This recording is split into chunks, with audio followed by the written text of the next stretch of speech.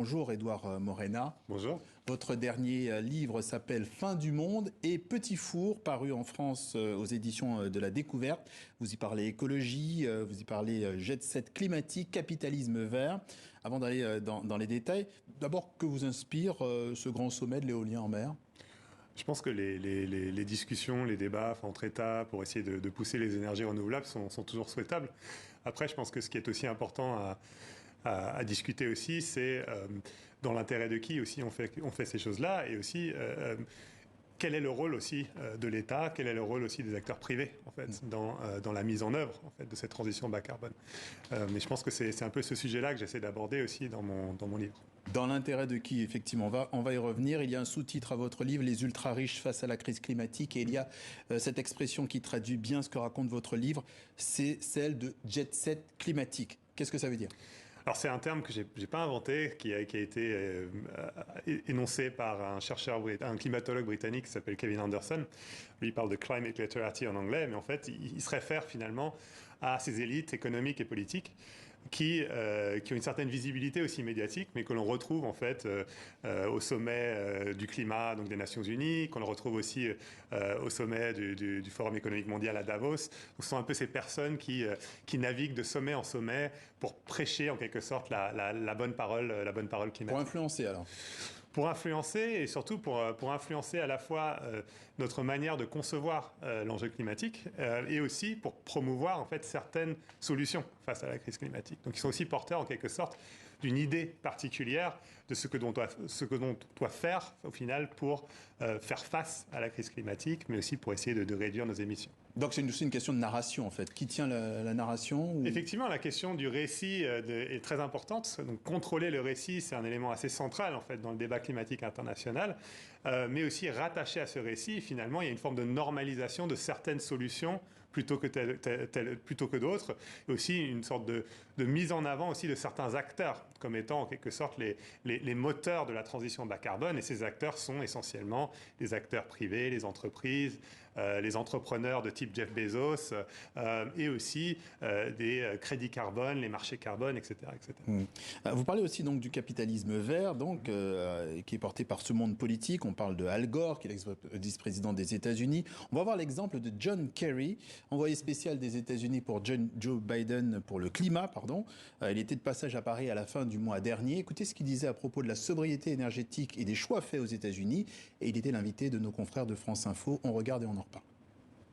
On peut avoir un bon mode de vie, un mode de vie assez luxueux et continuer à s'occuper du climat. Vous pouvez, par exemple, vous dire, bon, je ne vais pas conduire une voiture à moteur thermique, je vais plutôt conduire une voiture électrique. Les Américains font ce choix aujourd'hui. Une voiture sur deux vendue aux États-Unis aujourd'hui est une voiture électrique. Et on voit des personnes placer des panneaux solaires sur leur toit. Voilà, Édouard Morena, mettre en avant l'exemple des voitures zéro émission alors qu'il ne règle qu'en partie le problème, il ne fait que le déplacer. C'est une stratégie qui a orchestré finalement cette stratégie. Il y a une multitude d'acteurs que j'analyse dans le livre, mais il y a d'abord en fait les ultra-riches eux-mêmes qui se sont engagés dans le débat, notamment par le biais de fondations philanthropiques. Donc j'ai mentionné Jeff Bezos tout à l'heure, on peut aussi parler de Bill Gates, parmi les plus connus, mais il y en a d'autres. Il y a aussi du coup dans la jet set climatique, il y a aussi toute une série d'acteurs qui participent aussi à la construction et la normalisation du capitalisme vert. Et donc dans le livre aussi, j'étudie par exemple le rôle des sociétés de conseil de type McKinsey, oui, mais aussi les experts en communication. Donc on pourrait dire qu'il y a toute une sorte d'économie, en quelque sorte, de la transition bas carbone qui s'est mise en place et qui s'est un peu spécialisée dans l'accompagnement, l'accompagnement de ce discours, mais aussi de la promotion de ces solutions. C'est cynique ? Je ne sais pas si c'est cynique. Je pense que ça combine une réelle prise en compte de l'enjeu climatique. Enfin, je pense qu'il y a une vraie prise de conscience en fait de la part de ces acteurs-là quant à la menace que fait peser le changement climatique sur l'humanité, mais aussi une prise de conscience quant au fait que cette menace de la crise climatique, en fait, elle pèse aussi sur les élites et du coup qu'elle risque de mettre en danger, en quelque sorte, leur position dominante, leur position de pouvoir dans la société. Donc, il y a des positions qui peuvent être après consolidées donc, dans ces conditions.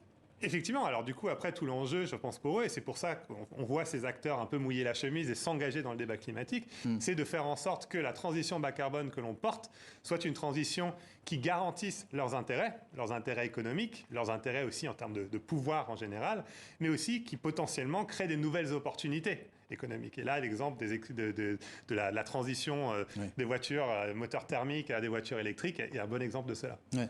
Très rapidement, les organisations écologistes, qu'est-ce qu'elles doivent faire face à ça? Est-ce qu'elles doivent toujours participer à ces COP ou à ces grandes réunions ou pas?